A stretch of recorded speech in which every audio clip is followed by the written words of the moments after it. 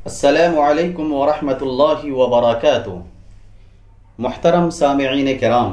سیرت النبی صلی اللہ علیہ وسلم کا یہ 17واں حصہ ہے۔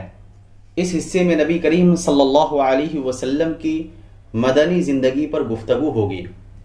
اور ہجرت کے وقت مدینے کے کیا حالات تھے، مدینے میں کن اقوام سے آپ صلی اللہ علیہ وسلم کو سابقہ پڑا اور ان کے ساتھ کیا رویہ اختیار کیا گیا، ان ساری باتوں پر انشاءاللہ سیر حاصل گفتگو ہوگی۔ لہٰذا غور سے سنیں، ثواب کی نیت سے سنیں اور دوسروں کو بھی سننے کی ترغیب دیں۔ اگر مناسب سمجھیں تو چینل کو سبسکرائب کر لیں۔ محترم سامعین کرام، مدنی عہد کو 3 مرحلوں پر تقسیم کیا جا سکتا ہے۔ پہلا مرحلہ جس میں فتنے اور اضطرابات برپا کیے گئے، اندر سے رکاوٹیں کھڑی کی گئیں اور باہر سے دشمنوں نے مدینے کو صفحہ ہستی سے مٹانے کے لیے چڑھائیاں کیں، یہ مرحلہ صلح حدیبیہ ذی قعدہ 6 ہجری پر ختم ہو جاتا ہے۔ دوسرا مرحلہ جس میں بت پرست قیادت کے ساتھ صلح ہوئی، یہ فتح مکہ رمضان 8 ہجری پر منتہا ہوتا ہے۔ یہی مرحلہ شاہان عالم کو دعوت دین پیش کرنے کا بھی مرحلہ ہے۔ تیسرا مرحلہ جس میں خلقت اللہ کے دین میں فوج در فوج داخل ہوئی، یہی مرحلہ مدینے میں قوموں اور قبیلوں کے وفود کی آمد کا بھی مرحلہ ہے۔ یہ مرحلہ رسول اللہ صلی اللہ علیہ وسلم کی حیات طیبہ کے اخیر تک، یعنی ربیع الاول 11 ہجری تک ممتد ہے۔ ہجرت کے وقت مدینے کے حالات۔ ہجرت کا مطلب صرف یہی نہیں تھا کہ فتنے اور تمسخر کا نشانہ بننے سے نجات حاصل کر لی جائے، بلکہ اس میں یہ مفہوم بھی شامل تھا کہ ایک پرامن علاقے کے اندر ایک نئے معاشرے کی تشکیل میں تعاون کیا جائے۔ اسی لیے ہر صاحب استطاعت مسلمان پر فرض قرار پایا تھا کہ اس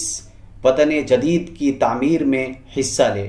اور اس کی پختگی، حفاظت اور رفعت شان میں اپنی کوشش صرف کرے۔ یہ بات تو قطعی طور پر معلوم ہے کہ رسول اللہ صلی اللہ علیہ وسلم ہی اس معاشرے کی تشکیل کے امام، قائد اور رہنما تھے، اور کسی نزاع کے بغیر سارے معاملات کی باغ ڈور آپ صلی اللہ علیہ وسلم ہی کے ہاتھ میں تھی۔ مدینے میں رسول اللہ صلی اللہ علیہ وسلم کو 3 طرح کی قوموں سے سابقہ درپیش تھا، جن میں سے ہر ایک کے حالات دوسرے سے بالکل جدا گانا تھے، اور ہر ایک قوم کے تعلق سے کچھ خصوصی مسائل تھے جو دوسری قوموں کے مسائل سے مختلف تھے۔ یہ تینوں اقوام حسب ذیل اور تھیں۔ نمبر 1، آپ صلی اللہ علیہ وسلم کے پاک باز صحابہ کرام رضی اللہ عنہم اجمعین کی منتخب اور ممتاز جماعت۔ نمبر 2، مدینے کے قدیم اور اصلی قبائل سے تعلق رکھنے والے مشرکین جو اب تک ایمان نہیں لائے تھے۔ نمبر 3، یہود۔ صحابہ کرام رضی اللہ عنہم کے تعلق سے آپ صلی اللہ علیہ وسلم کو جن مسائل کا سامنا تھا، ان کی توضیح یہ ہے کہ ان کے لیے مدینے کے حالات مکے کے حالات سے قطعی طور پر مختلف تھے۔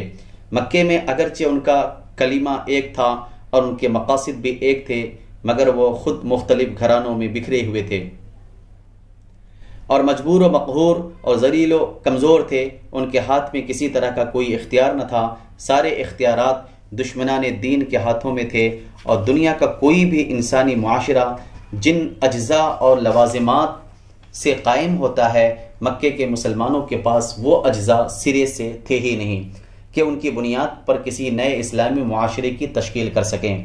اس لیے ہم دیکھتے ہیں کہ مکی صورتوں میں صرف اسلامی مبادیات کی تفصیل بیان کی گئی ہے اور صرف ایسے احکامات نازل کیے گئے ہیں جن پر ہر آدمی تنہا عمل کر سکتا ہے۔ اس کے علاوہ نیکی، بھلائی اور مکارم اخلاق کی ترغیب دی گئی ہے اور رذیل و ذلیل کاموں سے بچنے کی تاکید کی گئی ہے۔ اس کے برخلاف مدینے میں مسلمانوں کی زمام کار پہلے ہی دن سے خود ان کے اپنے ہاتھ میں تھی، ان پر کسی دوسرے کا تسلط نہ تھا۔ اس لیے اب وقت آ گیا تھا کہ مسلمان تہذیب و عمرانیات، معاشیات و اقتصادیات، سیاست و حکومت اور صلح و جنگ کے مسائل کا سامنا کریں اور ان کے لیے حلال، حرام اور عبادات و اخلاق وغیرہ مسائل زندگی کی بھرپور تنقیح کی جائے۔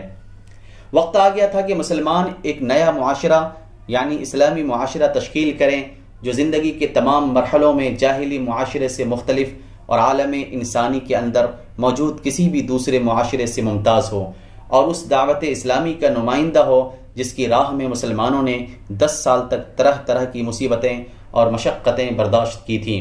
ظاہر ہے اس طرح کے کسی معاشرے کی تشکیل ایک دن، ایک مہینہ یا ایک سال میں نہیں ہو سکتی، بلکہ اس کے لیے ایک طویل مدت درکار ہوتی ہے تاکہ اس میں آہستہ آہستہ اور درجہ بدرجہ احکام صادر کیے جائیں، اور قانون سازی کا کام مشق و تربیت اور عملی نفاذ کے ساتھ ساتھ مکمل کیا جائے۔ اب جہاں تک احکام و قوانین صادر اور فراہم کرنے کا معاملہ ہے تو اللہ تبارک و تعالی خود اس کا کفیل تھا، اور جہاں تک ان احکام کی تنفیذ اور مسلمانوں کی تربیت و رہنمائی کا معاملہ ہے تو اس پر رسول اللہ صلی اللہ علیہ وسلم معمور تھے۔ چنانچہ ارشاد ہے، اعوذ باللہ من الشیطان الرجیم، بسم اللہ الرحمن الرحیم، هو الذی بعث فی الامیین رسولا منہم یتلو علیہم آیاتہ ویزکیہم ویعلمہم الکتاب والحکمہ وان کانوا من قبل لفی ضلال مبین۔ وہی ہے جس نے امیوں میں خود انہی کے اندر سے ایک رسول بھیجا جو ان پر اللہ کی آیات تلاوت کرتا ہے اور انہیں پاک و صاف کرتا ہے اور انہیں کتاب و حکمت سکھاتا ہے، اور یہ لوگ یقیناً پہلے کھلی گمراہی میں تھے۔ ادھر صحابہ کرام رضی اللہ عنہم اجمعین کا یہ حال تھا کہ وہ آپ صلی اللہ علیہ وسلم کی طرف ہماتن متوجہ رہتے اور جو حکم صادر ہوتا اس سے اپنے آپ کو آراستہ کر کے خوشی محسوس کرتے، جیسا کہ ارشاد ہے، وَإِذَا تُلِيَتْ عَلَيْهِمْ آيَاتُهُ زَادَتْهُمْ إِيمَانًا۔ جب ان پر اللہ کی آیات تلاوت کی جاتی ہیں تو ان کے ایمان کو بڑھا دیتی ہیں۔ چونکہ ان سارے مسائل کی تفصیل ہمارے موضوع میں داخل نہیں، اس لیے ہم اس پر بقدر ضرورت گفتگو کریں گے۔ بہرحال یہی سب سے عظیم مسئلہ تھا جو رسول اللہ صلی اللہ علیہ وسلم کو مسلمانوں کے تعلق سے درپیش تھا، اور بڑے پیمانے پر یہی دعوت اسلامیہ اور رسالت محمدیہ کا مقصود بھی تھا، لیکن یہ کوئی ہنگامی مسئلہ نہ تھا بلکہ مستقل اور دائمی تھا۔ البتہ اس کے علاوہ کچھ دوسرے مسائل بھی تھے جو فوری توجہ کے طالب تھے۔ ان کی مختصر کیفیت یہ ہے، مسلمانوں کی جماعت میں 2 طرح کے لوگ تھے، ایک وہ جو خود اپنی زمین، اپنے مکان اور اپنے اموال کے اندر رہ رہے تھے، اور اس بارے میں ان کو اس سے زیادہ فکر نہ تھی جتنی کسی آدمی کو اپنے اہل و عیال میں امن و سکون کے ساتھ رہتے ہوئے کرنی پڑتی ہے۔ یہ انصار کا گروہ تھا، اور ان میں پشتہا پشت سے باہم بڑی مستحکم عداوتیں اور نفرتیں چلی آ رہی تھیں۔ ان کے پہلو بپہلو دوسرا گروہ مہاجرین کا تھا جو ان ساری سہولتوں سے محروم تھا اور لٹ پٹ کر کسی نہ کسی طرح تنے بتقدیر مدینہ پہنچ گیا تھا۔ ان کے پاس نہ تو رہنے کے لیے کوئی ٹھکانہ تھا، نہ پیٹ پالنے کے لیے کوئی کام، اور نہ سرے سے کسی قسم کا کوئی مال جس پر ان کی معیشت کا ڈھانچہ کھڑا ہو سکے۔ پھر ان بے پناہ گیر مہاجرین کی تعداد کوئی معمولی بھی نہ تھی، اور ان میں دن بدن اضافہ ہی ہو رہا تھا، کیونکہ اعلان کر دیا گیا تھا کہ جو کوئی اللہ اور اس کے رسول صلی اللہ علیہ وسلم پر ایمان رکھتا ہے وہ ہجرت کر کے مدینہ آ جائے۔ اور معلوم ہے کہ مدینے میں نہ کوئی بڑی دولت تھی، نہ آمدنی کے ذرائع و وسائل، چنانچہ مدینے کے اقتصادی توازن بگڑ گیا، اور اسی تنگی ترشی میں اسلام دشمن طاقتوں نے بھی مدینے کا تقریباً اقتصادی بائیکاٹ کر دیا، جس سے درآمدات بند ہو گئیں اور حالات انتہائی سنگین ہو گئے۔ دوسری قوم یعنی مدینے کے اصل مشرک باشندے، ان کا حال یہ تھا کہ انہیں مسلمانوں پر کوئی بالادستی حاصل نہ تھی۔ کچھ مشرکین شک و شبہ میں مبتلا تھے اور اپنے آبائی دین کو چھوڑنے میں تردد محسوس کر رہے تھے، لیکن اسلام اور مسلمانوں کے خلاف اپنے دل میں کوئی عداوت اور داؤ گھات نہیں رکھ رہے تھے۔ اس طرح کے لوگ تھوڑے ہی عرصے بعد مسلمان ہو گئے اور خالص اور پکے مسلمان ہوئے۔ اس کے برخلاف کچھ مشرکین ایسے تھے جو اپنے سینے میں رسول اللہ صلی اللہ علیہ وسلم اور مسلمانوں کے خلاف سخت کینہ و عداوت چھپائے ہوئے تھے، لیکن انہیں مد مقابل آنے کی جرأت نہ تھی، بلکہ حالات کے پیش نظر آپ صلی اللہ علیہ وسلم سے محبت و خلوص کے اظہار پر مجبور تھے۔ ان میں سر فہرست عبداللہ بن ابی ابن سلول تھا۔ یہ وہ شخص ہے جس کو جنگ بعاث کے بعد اپنا سربراہ بنانے پر اوس و خزرج نے اتفاق کر لیا تھا، حالانکہ اس سے قبل دونوں فریق کسی کی سربراہی پر متفق نہیں تھے، لیکن اب اس کے لیے مونگوں کا تاج تیار کیا جا رہا تھا تاکہ اس کے سر پر تاج شاہی رکھ کر اس کی باقاعدہ بادشاہت کا اعلان کر دیا جائے۔ یعنی یہ شخص مدینے کے بادشاہ ہونے ہی والا تھا کہ اچانک رسول اللہ صلی اللہ علیہ وسلم کی آمد ہو گئی، اور لوگوں کا رخ اس کے بجائے آپ صلی اللہ علیہ وسلم کی طرف ہو گیا، اس لیے اسے احساس تھا کہ آپ ہی نے اس کی بادشاہت چھینی ہے، لہٰذا وہ اپنے نہا خانہ دل میں آپ صلی اللہ علیہ وسلم کے خلاف سخت عداوت چھپائے ہوئے تھا۔ اس کے باوجود جب اس نے جنگ بدر کے بعد دیکھا کہ حالات اس کے موافق نہیں ہیں اور وہ شرک پر قائم رہ کر اب دنیاوی فوائد سے بھی محروم ہوا چاہتا ہے، تو اس نے بظاہر قبول اسلام کا اعلان کر دیا، لیکن اب بھی وہ در پردہ کافر ہی تھا، اسی لیے جب بھی اسے رسول اللہ صلی اللہ علیہ وسلم اور مسلمانوں کے خلاف کسی شرارت کا موقع ملتا وہ ہرگز نہ چوکتا۔ اس کے ساتھ ہی عموماً وہ رؤسا تھے جو اس کی بادشاہت کے زیر سایہ بڑے بڑے مناصب کے حصول کی توقع باندھے بیٹھے تھے، مگر اب انہیں اس سے محروم ہو جانا پڑا تھا۔ یہ لوگ اس شخص کے شریک کار تھے اور اس کے منصوبوں کی تنفیذ میں اس کی مدد کرتے تھے، اور اس مقصد کے لیے بسا اوقات نوجوانوں اور سادہ لوح مسلمانوں کو بھی اپنی چابک دستی سے اپنا آلہ کار بنا لیتے تھے۔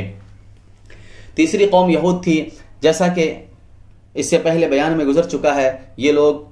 اشوری اور رومی ظلم و جبر سے بھاگ کر حجاز میں پناہ گزین ہو گئے تھے۔ یہ در حقیقت عبرانی تھے، لیکن حجاز میں پناہ گزین ہونے کے بعد ان کی وضاقتہ زبان اور تہذیب وغیرہ بالکل عربی رنگ میں رنگ گئی تھی، یہاں تک کہ ان کے قبیلوں اور افراد کے نام بھی عربی ہو گئے تھے، اور یہاں تک کہ ان میں اور عربوں میں شادی بیاہ کے رشتے بھی قائم ہو گئے تھے، لیکن ان سب کے باوجود ان کی نسلی عصبیت برقرار تھی، اور وہ عربوں میں مدغم نہ ہوئے تھے، بلکہ اپنی اسرائیلی یعنی یہودی قومیت پر فخر کرتے تھے اور عربوں کو انتہائی حقیر سمجھتے تھے، حتیٰ کہ انہیں امی کہتے تھے، جس کا مطلب ان کے نزدیک یہ تھا بدھو، وحشی، ذلیل، پسماندہ اور اچھوت۔ ان کا عقیدہ تھا کہ عربوں کا مال ان کے لیے مباح ہے، جیسے چاہیں کھائیں، چنانچہ اللہ کا ارشاد ہے قالوا لیس علینا فی الامیین سبیل، انہوں نے کہا ہم پر امیوں کے معاملے میں کوئی راہ نہیں، یعنی امیوں کا مال کھانے میں ہماری کوئی پکڑ نہیں۔ ان یہودیوں میں اپنے دین کی اشاعت کے لیے کوئی سرگرمی نہیں پائی جاتی تھی، لے دے کر ان کے پاس دین کی جو پونجی رہ گئی تھی وہ تھی فال گیری، جادو اور جھاڑ پھونک وغیرہ۔ انہی چیزوں کی بدولت وہ اپنے آپ کو صاحب علم و فضل اور روحانی قائد و پیشوا سمجھتے تھے۔ یہودیوں کو دولت کمانے کے فنون میں بڑی مہارت تھی، غلے، کھجور، شراب اور کپڑے کی تجارت انہی کے ہاتھ میں تھی۔ یہ لوگ غلے، کپڑے اور شراب درآمد کرتے تھے اور کھجور برآمد کرتے تھے۔ اس کے علاوہ بھی ان کے مختلف کام تھے جن میں وہ سرگرم رہتے تھے۔ وہ اپنے اموال تجارت میں عربوں سے 2 گنا 3 گنا منافع لیتے تھے، اور اسی پر بس نہ کرتے تھے بلکہ وہ سود خور بھی تھے، اس لیے وہ عرب شیوخ اور سرداروں کو سودی قرض کے طور پر بڑی بڑی رقمیں دیتے تھے، جنہیں یہ سردار حصول شہرت کے لیے اپنی مدح سرائی کرنے والے شعراء وغیرہ پر بالکل فضول اور بے دریغ خرچ کر دیتے تھے۔ ادھر یہود ان رقموں کے عوض ان سرداروں سے ان کی زمینیں، کھیتیاں اور باغات وغیرہ گروی رکھوا لیتے تھے، اور چند سال گزرتے گزرتے ان کے مالک بن بیٹھتے تھے۔ یہ لوگ دسیسہ کاریوں اور سازشوں اور جنگ و فساد کی آگ بھڑکانے میں بھی بڑے ماہر تھے۔ ایسی باریکی سے ہمسایہ قبائل میں دشمنی کے بیج بوتے اور ایک کو دوسرے کے خلاف بھڑکاتے کہ ان قبائل کو احساس تک نہ ہوتا۔ اس کے بعد ان قبائل میں پیہم جنگ برپا رہتی، اور اگر خدا نخواستہ جنگ کی یہ آگ سرد پڑتی دکھائی دیتی تو یہود کی خفیہ انگلیاں پھر حرکت میں آ جاتی اور جنگ پھر بھڑک اٹھتی۔ کمال یہ تھا کہ یہ لوگ قبائل کو لڑا بھڑا کر چپ چاپ کنارے بیٹھ رہتے اور عربوں کی تباہی کا تماشا دیکھتے، البتہ بھاری بھرکم سودی قرض دیتے رہتے تاکہ سرمایہ کی کمی کے سبب لڑائی بند نہ ہونے پائے، اور اس طرح وہ دوہرا نفع کماتے رہتے، ایک طرف اپنی یہودی جمعیت کو محفوظ رکھتے اور دوسری طرف سود کا بازار ٹھنڈا نہ پڑنے دیتے، بلکہ سود در سود کے ذریعے بڑی بڑی دولت کماتے۔ یثرب میں ان یہودیوں کے 3 مشہور قبیلے تھے۔ نمبر 1 بنو قینوقا، یہ خزرج کے حلیف تھے اور ان کی آبادی مدینے کے اندر ہی تھی۔ نمبر 2 بنو نذیر اور نمبر 3 بنو قریظہ، یہ دونوں قبیلے اوس کے حلیف تھے اور ان دونوں کی آبادی مدینے کے اطراف میں تھی۔ ایک مدت سے یہی قبائل اوس و خزرج کے درمیان جنگ کے شعلے بھڑکا رہے تھے اور جنگ بعاث میں اپنے اپنے حلفاء کے ساتھ خود بھی شریک ہوئے تھے۔ فطری بات ہے کہ ان یہود سے اس کے سوا کوئی اور توقع نہیں کی جا سکتی تھی کہ یہ اسلام کو بغض عداوت کی نظر سے دیکھیں، کیونکہ پیغمبر ان کی نسل سے نہ تھے کہ ان کی نسلی عصبیت کو، جو ان کی نفسیات اور ذہنیت کا جزو لا ينفک بنی ہوئی تھی، سکون ملتا۔ پھر اسلام کی دعوت ایک صالح دعوت تھی جو ٹوٹے دلوں کو جوڑتی تھی، بغض و عداوت کی آگ بجھاتی تھی، تمام معاملات میں ایمانداری برتنے اور پاکیزہ اور حلال مال کھانے کی پابند بناتی تھی۔ اس کا مطلب یہ تھا کہ اب یثرب کے قبائل آپس میں جڑ جائیں گے اور ایسی صورت میں لازماً وہ یہود کے پنجوں سے آزاد ہو جائیں گے، لہٰذا ان کی تاجرانہ سرگرمی ماند پڑ جائے گی اور وہ اس سودی دولت سے محروم ہو جائیں گے جس پر ان کی مالداری کی چکی گردش کر رہی تھی۔ بلکہ یہ بھی اندیشہ تھا کہ کہیں یہ قبائل بیدار ہو کر اپنے حساب میں وہ سودی اموال بھی داخل نہ کر لیں جنہیں یہود نے ان سے بلا عوض حاصل کیا تھا، اور اس طرح وہ ان زمینوں اور باغات کو واپس نہ لے لیں جنہیں سود کے ضمن میں یہودیوں نے ہتھیا لیا تھا۔ جب سے یہود کو معلوم ہوا تھا کہ اسلامی دعوت یثرب میں اپنی جگہ بنانا چاہتی ہے، تبھی سے انہوں نے ان ساری باتوں کو اپنے حساب میں داخل کر رکھا تھا۔ اسی لیے یثرب میں رسول اللہ صلی اللہ علیہ وسلم کی آمد کے وقت ہی سے یہود کو اسلام اور مسلمانوں سے سخت عداوت ہو گئی تھی، اگرچہ وہ اس کے مظاہرے کی جسارت خاصی مدت بعد کر سکے۔ اس کیفیت کا بہت صاف پتہ ابن اسحاق کے بیان کیے ہوئے ایک واقعے سے لگتا ہے۔ ان کا ارشاد ہے کہ مجھے ام المؤمنین حضرت صفیہ بنت حیی بن اخطب رضی اللہ عنہا سے یہ روایت ملی ہے کہ انہوں نے فرمایا، میں اپنے والد اور چچا ابو یاسر کی نگاہ میں اپنے والد کی سب سے چہیتی اولاد تھی۔ میں چچا اور والد سے جب کبھی ان کے کسی بھی اولاد کے ساتھ ملتی تو وہ اس کے بجائے مجھے ہی اٹھاتے۔ جب رسول اللہ صلی اللہ علیہ وسلم تشریف لائے اور قباء میں بنو عمرو بن عوف کے یہاں نزول فرما ہوئے تو میرے والد حیی بن اخطب اور میرے چچا ابو یاسر آپ صلی اللہ علیہ وسلم کی خدمت میں صبح تڑکے حاضر ہوئے اور غروب آفتاب کے وقت واپس آئے، بالکل تھکے مادے، گرتے پڑتے لڑکھڑاتی چال چلتے ہوئے۔ میں نے حسب معمول چہک کر ان کی طرف دوڑ لگائی، لیکن انہیں اس قدر غم تھا کہ بخدا دونوں میں سے کسی نے بھی میری طرف التفات نہ کیا، اور میں نے اپنے چچا کو سنا وہ میرے والد حیی بن اخطب سے کہہ رہے تھے، کیا یہ وہی ہے؟ انہوں نے کہا، ہاں خدا کی قسم۔ چچا نے کہا، آپ انہیں ٹھیک ٹھیک پہچان رہے ہیں؟ والد نے کہا، ہاں۔ چچا نے کہا، تو اب آپ کے دل میں ان کے متعلق کیا ارادے ہیں؟ والد نے کہا، عداوت، خدا کی قسم جب تک زندہ رہوں گا۔ اسی کی شہادت صحیح بخاری کی اس روایت سے بھی ملتی ہے جس میں حضرت عبداللہ بن سلام رضی اللہ عنہ کے مسلمان ہونے کا واقعہ بیان کیا گیا ہے۔ موصوف ایک نہایت بلند پایا یہودی عالم تھے۔ آپ کو جب بنو النجار میں رسول اللہ صلی اللہ علیہ وسلم کے تشریف آوری کی خبر ملی تو وہ آپ صلی اللہ علیہ وسلم کی خدمت میں بعجلت تمام حاضر ہوئے اور چند سوالات پیش کیے جنہیں صرف نبی ہی جانتا ہے،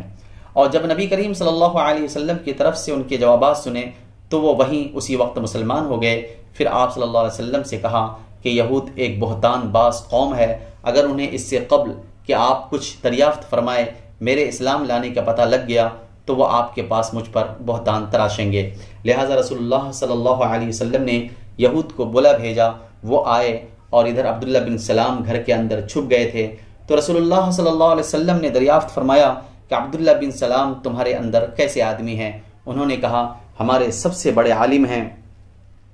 اور سب سے بڑے عالم کے بیٹے ہیں، ہمارے سب سے اچھے آدمی ہیں اور سب سے اچھے آدمی کے بیٹے ہیں۔ ایک روایت کے الفاظ یہ ہیں کہ ہمارے سردار ہیں اور ہمارے سردار کے بیٹے ہیں، اور ایک دوسری روایت کے الفاظ یہ ہیں کہ ہمارے سب سے اچھے آدمی ہیں اور سب سے اچھے آدمی کے بیٹے ہیں، اور ہم میں سب سے افضل ہیں اور سب سے افضل آدمی کے بیٹے ہیں۔ رسول اللہ صلی اللہ علیہ وسلم نے فرمایا، اچھا یہ بتاؤ اگر عبداللہ مسلمان ہو جائیں تو؟ یہود نے 2-3 بار کہا، اللہ ان کو اس سے محفوظ رکھے۔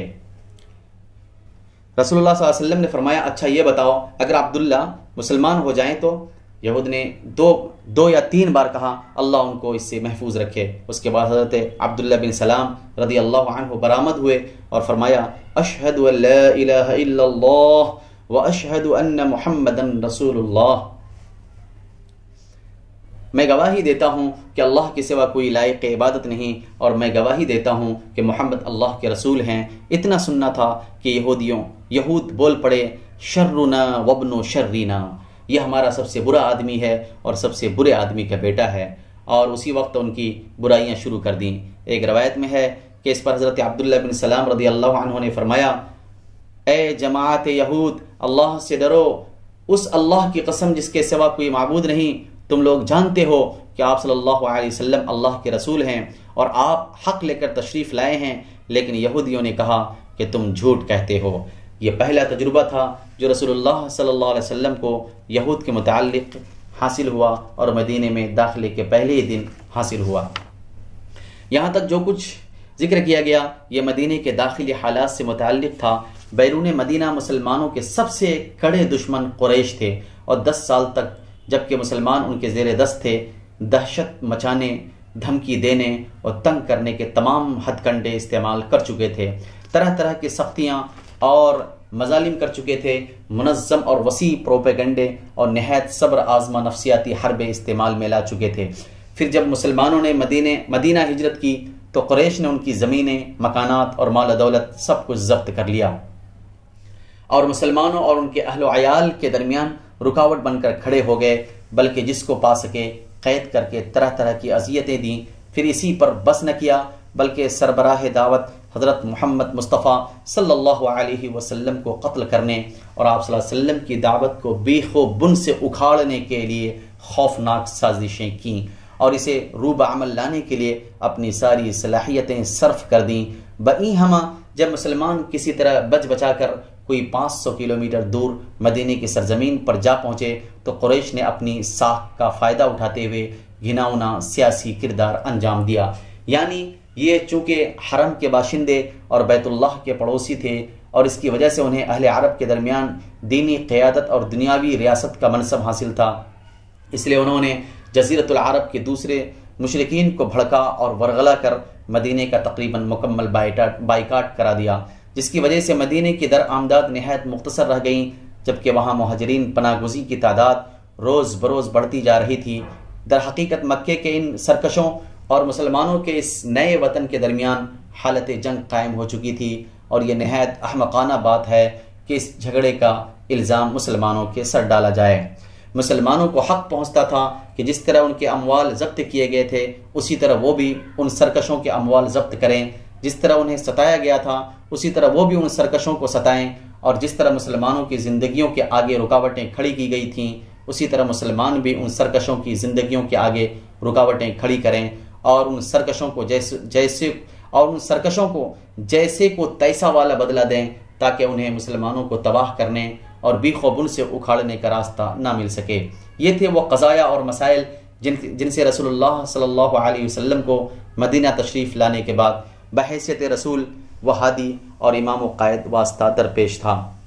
رسول اللہ صلی اللہ علیہ وسلم نے ان تمام مسائل کے تئیں مدینے میں پیغمبرانہ کردار اور قائدانہ رول ادا کیا، اور جو قوم رافت و رحمت یا سختی و درستی جس سلوک کی مستحق تھی اس کے ساتھ وہی سلوک کیا، اور اس میں کوئی شبہ نہیں کہ رحمت و محبت کا پہلو سختی اور درستی پر غالب تھا، یہاں تک کہ چند برسوں میں زمام کار اسلام اور اہل اسلام کے ہاتھ آ گئی۔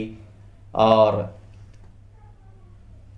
اگلے بیان میں انہی باتوں کی تفصیلات ہدیے سامعین کی جائیں گی انشاءاللہ۔ وآخر دعوانا ان الحمد للہ رب العالمین۔ السلام علیکم ورحمۃ اللہ وبرکاتہ۔